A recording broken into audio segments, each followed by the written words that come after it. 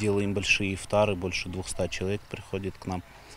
Как бы наша мечеть охватывает район от автовокзала до Курцов. И как бы многие на праздники приходят сюда. Мы стараемся сейчас привести мечеть в порядок, чтобы она была красивой, хорошей, законченной.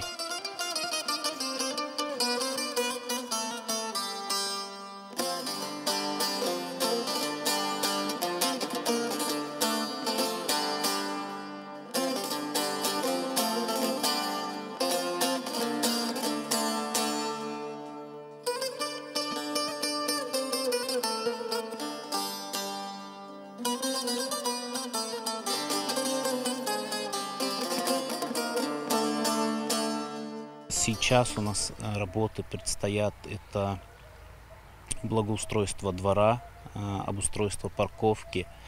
Мы сейчас разрабатываем проект фасада и проект, то есть двора, то есть весь ландшафтный дизайн и дизайн всех примыкающих построек.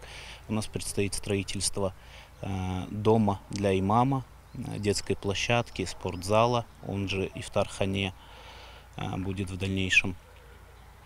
Поэтому на все это нужны нам средства большие и просим людей о помощи.